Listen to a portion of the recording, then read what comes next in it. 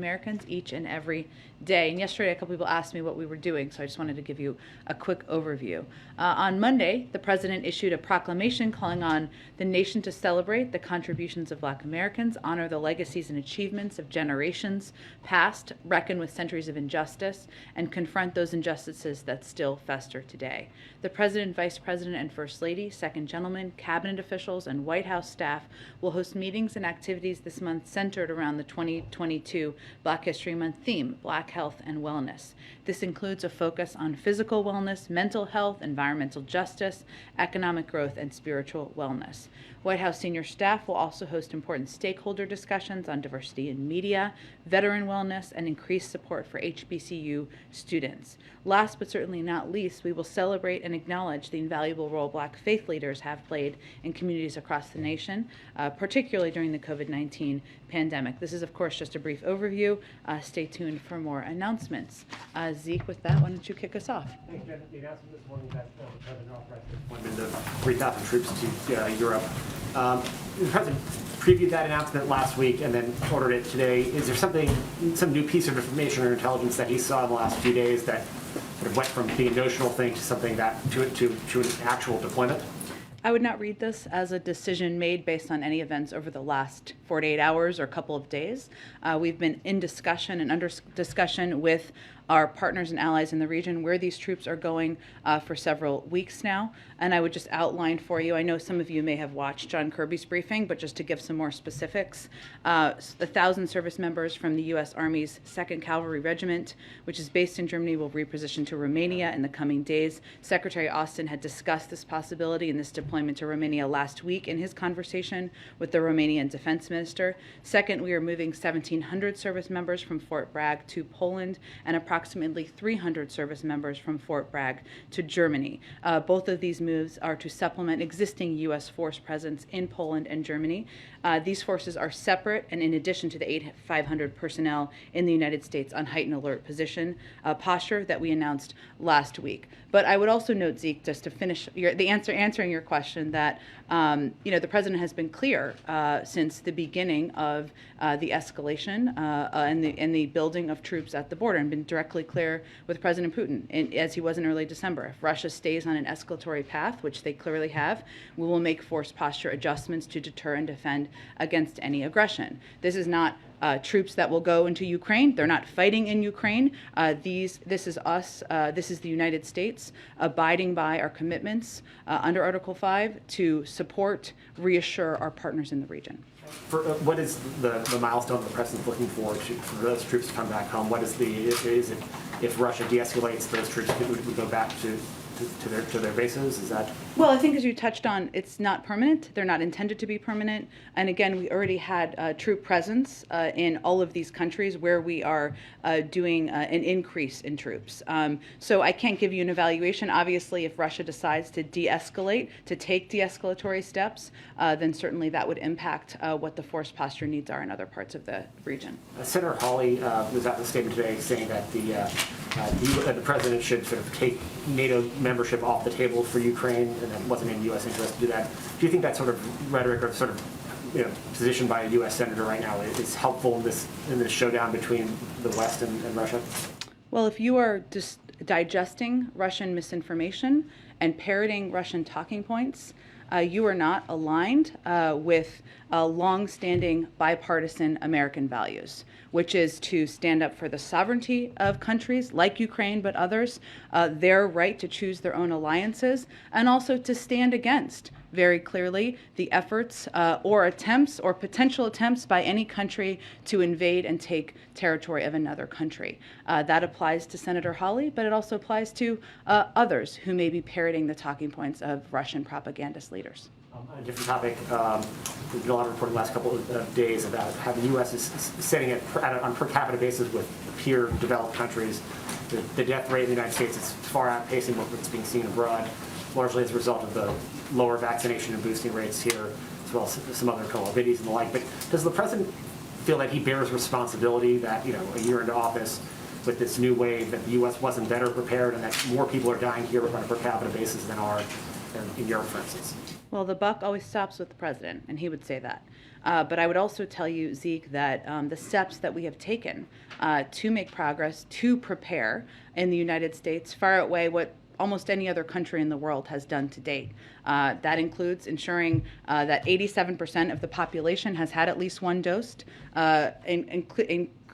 continuing to increase the number of people who are boosted, ensuring we are taking steps to keep our schools open, to make sure communities that have surges have federal resources they need. So, of course, we are still at war with a virus. That is continuing, and that is the president's top priority. He has said that before. But I would also note all of the steps that we have taken to ensure we are prepared as we have ups and downs in this pandemic. And sorry, one last one. Yesterday you mentioned that it's the policy of the administration not to no longer comment on conversations with Joe Manchin about... I didn't say Joe Manchin. I said, you're often asked me about Joe Manchin. So I think that was the context of the question, which is absolutely fine. But it is our policy to not give specifics or to try not to give specifics of private conversations the president is having with members of the Senate, members of Congress. There are times, I know yesterday, of course, we had Senator Grassley and Senator Durbin here, and we did a pool spray of that. So you may say that's contradictory, but our effort and our focus is on making progress, and sometimes that means keeping those conversations private. Oftentimes it does. So I'm just curious, this is a shift from where you were a few months ago. Is that only because the Build Back Better bill failed? Is that why this policy has changed? I think it's a recognition that a lot more progress can be made when you're having private discussions, and that the president's focus in terms of what we're publicly communicating, how he's speaking to the American people, needs to be on what he's doing to make their lives better, not constant updates on the legislative process. Go ahead. Thank you, Jen. On the troops that were deployed Sure. today, you've said that they aren't going to be fighting. They'll be there to offer support. Can you offer any details about exactly what they will be doing there, and also about the distribution to these specific countries, why these 3 places, and why the 2,000 versus 1,000? Sure. Well, to be clear, they're not going to Ukraine to fight, right? So I know that's what you were asking, but just for clarity, for the transcript purposes. Our effort and our objective here has been to ensure we are ready for every contingency. And force posture increases as part of that preparedness. It's to reassure our allies, to whom, as I've said, we have a sacred obligation. This force, or these forces who have gone, are trained and equipped for a variety of missions to deter aggression and to reassure and defend our allies. In terms of why the specific numbers, I'd really point you to the Department of Defense, who makes the recommendations and ultimately, proposes for the president's sign-off. I would note that a number of our NATO allies have recently announced troop movements as well, similar to what was announced this morning. So, including the United Kingdom, France, Spain, Denmark, and the Netherlands, of their intent to deploy additional forces to reinforce NATO's eastern flank as well. So, this is a reflection of our robust capabilities and our ability to distribute them across Europe, but it's also consistent with what a lot of our NATO partners are doing. John Kirby said that the Pentagon has not ruled out deploying additional troops. Under what conditions would that happen?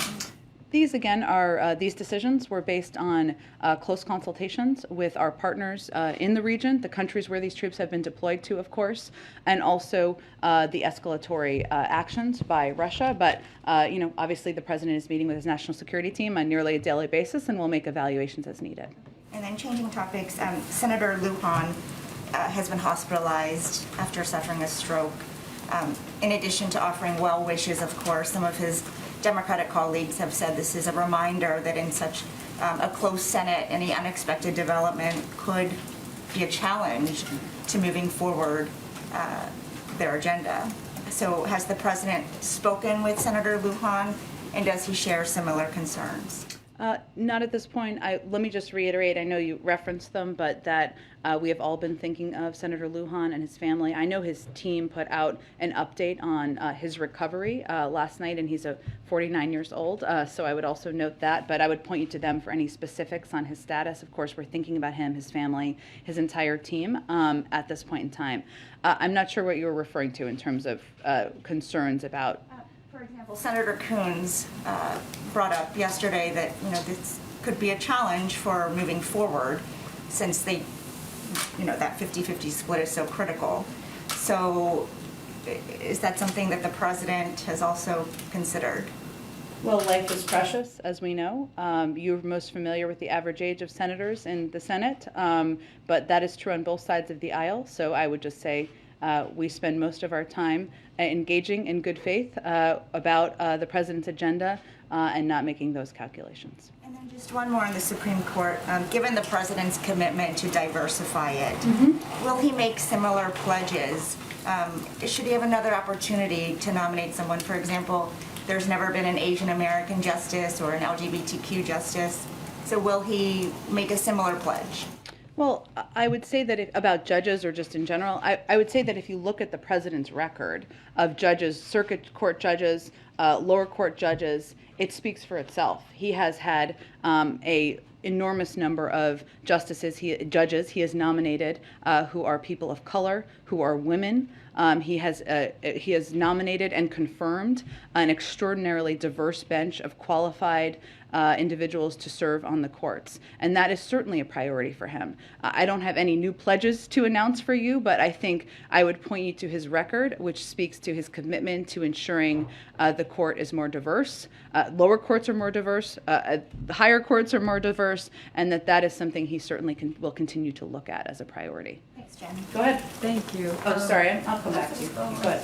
I was just going to ask another follow-up on the troop movements. Yeah. Is President Biden concerned that Putin might use them as a pretext to act against Ukraine?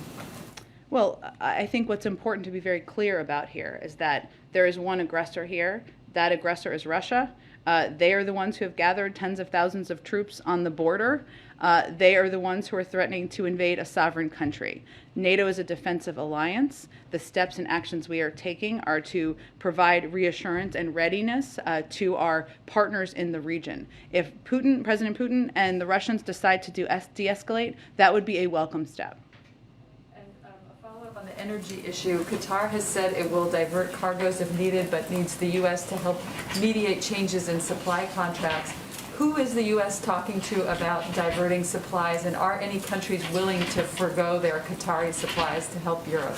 I certainly understand the question. I would just note that we're talking to a range of countries and suppliers, not any one individual country. Obviously, Qatar is a large supplier of oil in the world, so that is certainly a statement of fact. But I don't have anything about our private conversations to read out from here. And just a quick final one: does Biden plan to watch the Olympics? U.S. athletes competing. I think it starts Friday. Yes, absolutely. We all do. I'm not going to rule out an Olympics outfit here. I would encourage all of you to do the same.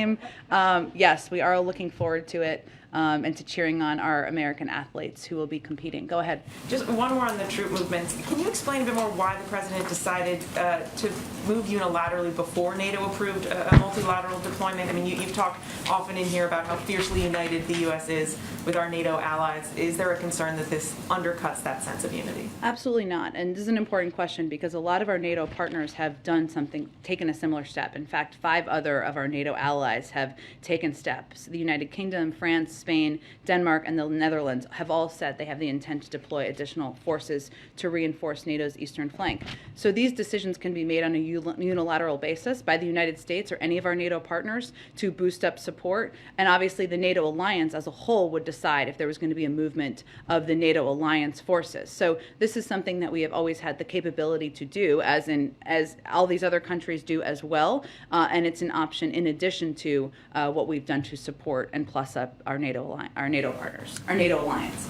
I think it's still not clear though then why. I mean, I know you've been addressing this here, but why now then? Given that you're saying there's no new evidence that's come to light necessarily, it's not that you have a sense that Putin is going to invade any more so than you thought a few days ago.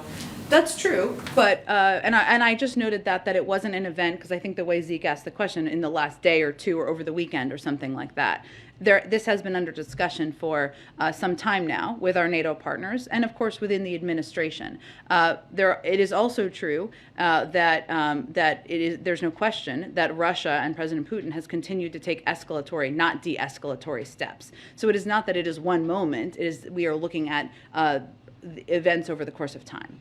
And at the risk of sounding like a broken record, on the Supreme Court search, has the president made any plans to meet in person with any of the nominees? Has he had any direct conversations with any of these potential candidates yet? We're just not going to provide updates from here on the process. Certainly meeting with the nominees will be, well, obviously with the nominee, but meeting with candidates will be a part of the process, but I don't expect we'd provide a play-by-play on that from here. Go ahead, Caitlin. Thanks, Jen. 2 weeks ago at his press conference, the president said, quote, "We're going to actually increase troop presence in Poland and Romania if, in fact, he moves," referring to President Putin. He has not moved yet to invade Ukraine, as far as we know. So can you explain in the last 2 weeks why that calculus has changed for President Biden? Well, I wouldn't say the calculus has changed as much as we look at a range of events over the course of time. And there's no question that if you look at President Putin's actions, they have been escalatory, not de-escalatory. But clearly, this has been a topic of discussion from among our national security team and also between our national security team and their counterparts for some time now. Is the president worried that Putin is going to try to invade a NATO ally? The president wants to, we're certainly hopeful he would not, but the president wants to take steps to reassure our countries in the region that are part of the NATO alliance. And, you know, Russia as a country, President Putin is a leader who has invaded two sovereign countries in the last several years. He's somebody who's used chemical weapons. He's somebody who has pushed propaganda around the world. We're not predicting that he has made a decision. We don't know that, but we're also taking steps to be ready and to be prepared. Are removing these forces that are now being deployed, is that contingent on Putin removing his troops from Ukraine's border? Removing, these troops in Eastern Europe? 3,000 troops that the president is sending to NATO allies that he signed off on yesterday. Is that contingent on Putin de-escalating, not just de-escalating, but actually removing his troops from the Ukraine Well, border? if President Putin took de-escalatory steps, that certainly would impact our calculus. But I don't have anything to outline from here. That's obviously a decision and recommendations that would be made by the Department of Defense. Okay, one last question. Last week, I believe in here you said that the assessment still was that a Russian invasion is imminent. That's the word that you'd used before, that other officials have used, and you used it last week. But yesterday, the ambassador to the United Nations, Linda Thomas-Greenfield, said she would not use the word imminent. She said she does not think a Russian invasion of Ukraine is imminent. So I guess we just need some clarification on where that assessment stands right now. I used that once. I think others have used that once, and then we stopped using it because I think it sent a message that we weren't intending to send, which was that we knew that President Putin had made a decision. I would say the vast majority of times I've talked about it, we said he could invade at any time. That's true. We still don't know that he's made a decision. Okay, so you're not using that word. I think I purpose. used it once last week. But the decision now is that you're not describing it as imminent anymore. I haven't in over a week. Okay. Yeah. Go ahead, Jen. Thanks. Just another question first on President Putin and sort of the message coming from Russia. He yesterday expressed hope for diplomacy, and after the U.S. announcement on troops today, the Russian deputy foreign minister called the move unjustified and destructive. So what is your response to sort of their rhetoric of, calling for diplomacy here, given what their posture is on the border of Ukraine? I would say be very open-eyed about Russian propaganda and what they're putting out there.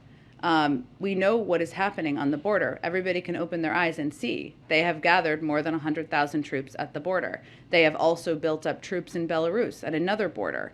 That has not changed. We have not seen de-escalatory actions.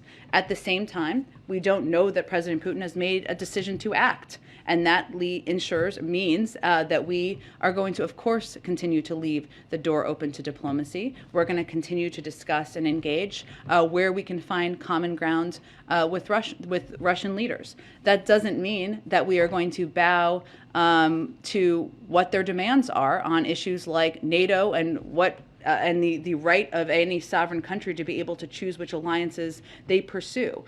We've been clear on that from the beginning. But, diplomacy means you agree on some things, you disagree on others, you try to figure out where you have common ground, and that's the process that we're still undergoing. On another subject, the House is working through the China bill right now. Yeah. And there were some amendments that were released last night. There's an effort by some House members to attach guardrails to CHIPS funding, which would mean they wouldn't be able to get U.S. taxpayer dollars while also investing in China. Does the administration have a view on that? I'm not going to get into any specifics about the negotiations that are ongoing. Certainly, the president is eager to sign the competition bill into law. I would also note that Mr. McCarthy made clear he was going to whip against this bill. And let's just think about how ludicrous that is. He is a leader in the Republican House. This is a bill that would help address supply chain issues. It would help make us more competitive with China. It would provide more than $50 billion in funding to ensure there's chips manufacturing here in the United States, which would help, by the way, reduce and prevent inflation over time in an industry where 1/3 of inflationary pressure is coming from, which is the car industry. So there are important discussions happening right now, but the whipping against this legislation that warranted a great deal of bipartisan support in the Senate, is certainly a question that hopefully House Republicans will have to answer for. And then just another China question on a little bit of a different subject, which is the COVID tests that are being sent out by the federal government.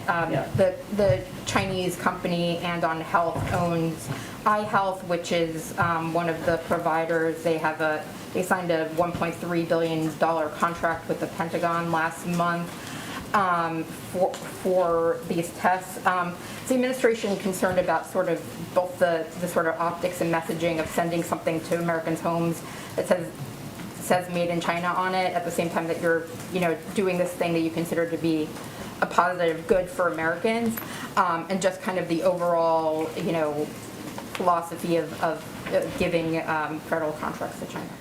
Well, I would say our objective and continues to be to increase U.S. manufacturing capacity of tests. We also needed to meet a need that we had in this country for more tests and a shortage of tests, and the understandable demand from people across this country to get tests and make them free and accessible, which required us purchasing some of those tests from China in order to meet that demand. But that doesn't change our commitment to increasing our U.S. manufacturing to ensure that we will be able to meet that demand with products made here in the United States over the course of time. Go ahead. Thanks, Jim. Yesterday, the national debt passed $30 trillion for the first time. Does the administration see that as a problem, or do you share the view of some economists that debt doesn't matter?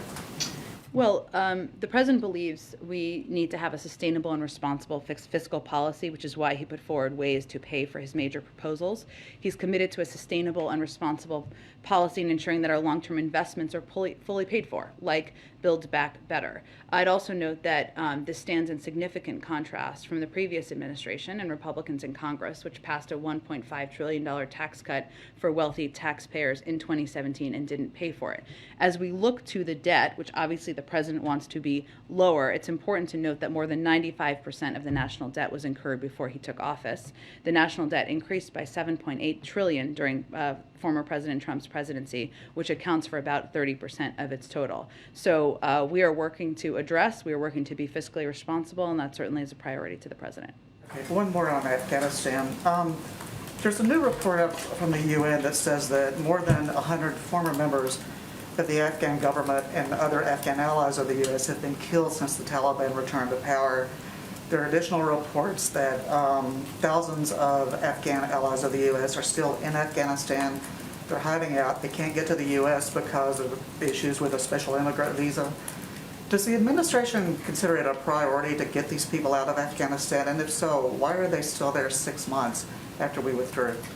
We absolutely do, and we have also helped thousands of our Afghan partners leave Afghanistan since our full withdrawal at the end of August. As has been reported, there was a delay there was a gap where there were not flights. Those have resumed, which is a good sign, which will hopefully enable us to continue to get more people out. Obviously, the president also met with the Qatari leader earlier this week. They have been an important partner here, as we don't have the diplomatic presence, as you well know, that we had prior. I would just note that from the beginning, we've been able to evacuate evacuate more than 120,000 people from Afghanistan. Some American citizens, many of them Afghan partners and allies, people who have fought alongside us during the 20-year war. And that is the largest evacuation since the Vietnam War. So I would say we are still committed to doing this. We are not naive about the challenges, nor are we naive about the conditions on the ground, which is why we are so focused on getting humanitarian assistance to the people in Afghanistan through trusted and reliable sources. But it is a good sign that the flights have resumed. Obviously, this was a topic of discussion with the Qataris earlier this week as well. Go ahead. Thanks, Jen. Just on schools, New Orleans became the first major district in the country to have a vaccine mandate for all students going into effect yesterday. We know how you guys feel about the need to getting vaccinated, but will the White House press other districts to follow in New Orleans' steps? We will always, we believe that it's up to school districts to make decisions about what steps they put in place, and we would certainly advise all of them to follow CDC guidance.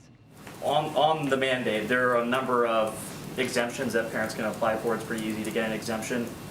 Does the White House think that sort of defeats the purpose of the mandate, or is that okay? Or we have exemptions that we implement in the federal government as well.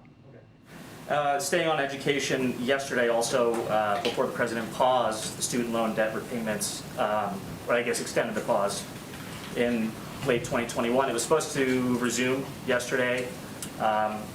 Is the Department of Education pushing forward any other steps to make sure that when those payments relaunch in May, borrowers will be able to make them, or will the president extend that pause again, or is he still considering executive action to forgive student loan debt again?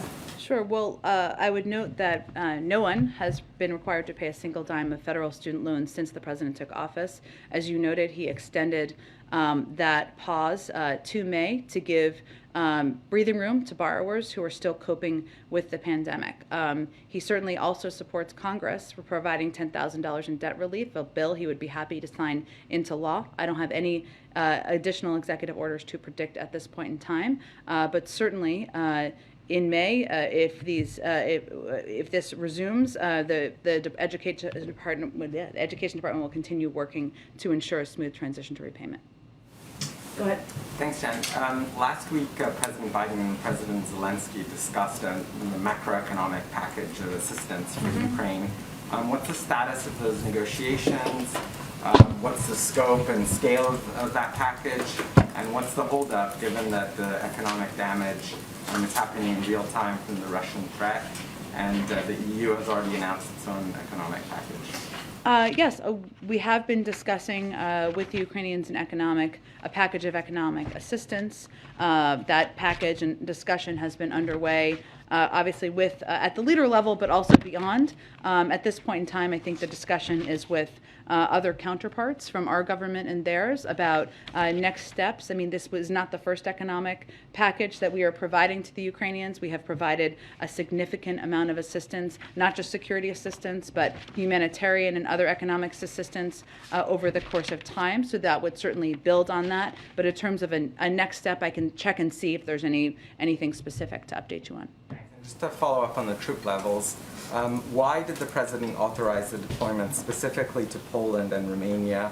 Are they considered the most vulnerable of the eastern flank countries compared to, say, Hungary or the Baltics? And is it because the negotiations with the other countries haven't worked out, or is it because these are considered the most vulnerable members? Well, I think as my colleague John Kirby conveyed, we've left the door open to additional. I have nothing to predict on that front, but this was based on, or this announcement and deployment was based on consultations and conversations with these countries where we have sent these troops. I don't have any more details about behind-the-scenes conversation to lay out from here. Go ahead. Thanks, Jen. Senator Graham and Congressman Clyburn have been calling for educational diversity on the court, suggesting the president should choose someone who attended a public university rather than an Ivy League school, for example. As the graduate of a public university, Me too. Does the president? Who else here? Does the president Public have schools. any? I'm just saying about the president. Does he have any thoughts on that as a graduate of the public university? Will that factor into his consideration at all? Sure. I certainly understand the question. I've seen their comments. I would say the president's, and we certainly appreciate Senator Graham's thoughts and, of course, those of Mr. Clyburn. What the president's focuses on is choosing from a wealth of deeply qualified candidates who bring to bear the strongest records, credentials, and abilities that anyone could have for this role. As you know, he has nominated judges who have not gone to Ivy League schools, so I think that speaks to his value for that. But in terms of the credentials, I don't have any more specifics to lay out for you today. Related to that, though, also just wanted to ask about candidates who have already gone through a judicial confirmation process, either for the district court level or the appeals court level. Is that something the president's going to be taking into consideration,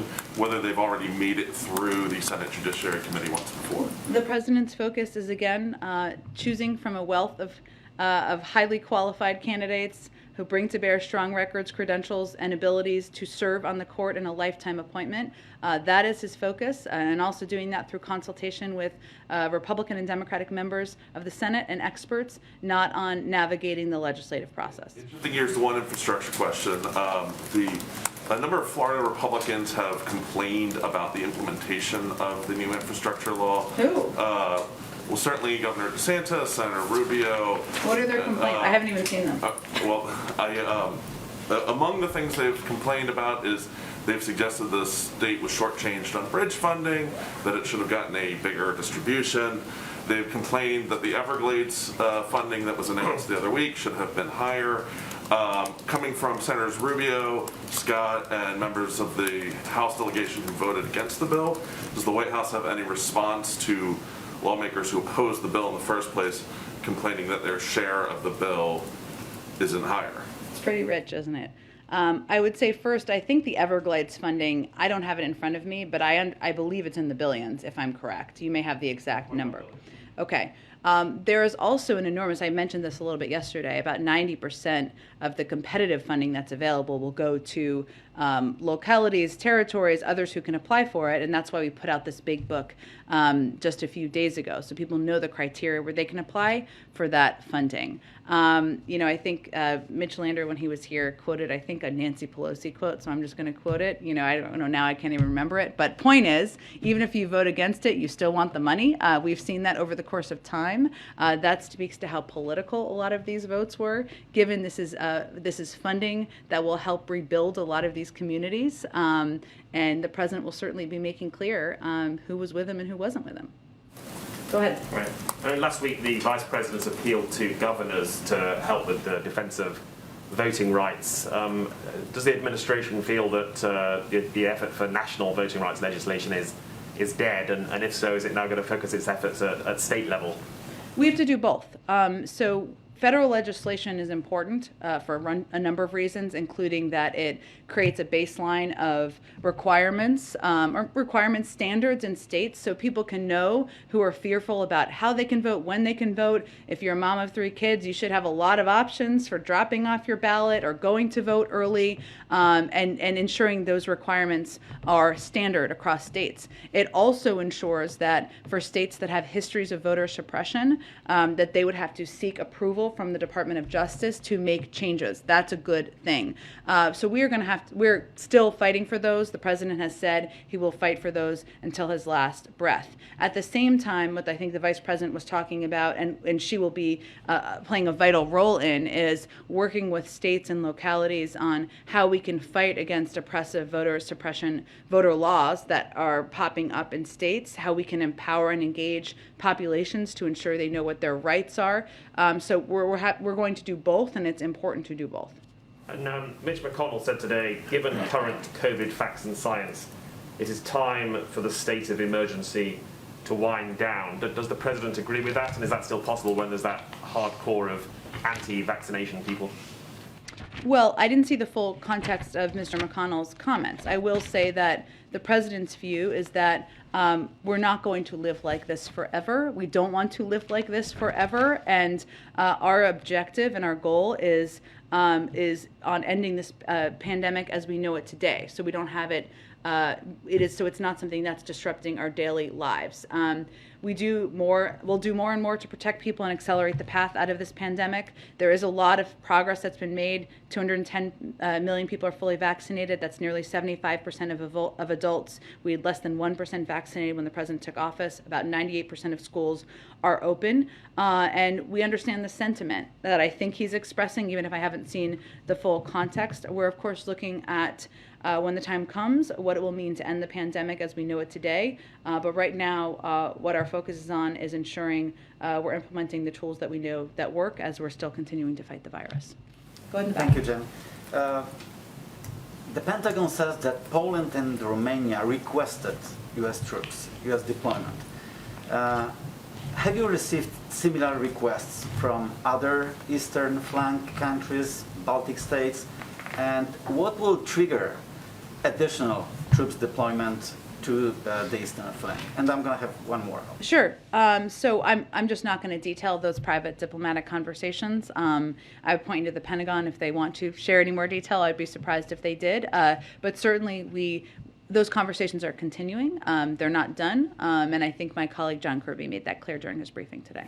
And one more. Has President Biden consulted this decision with the leaders of the Republican Party?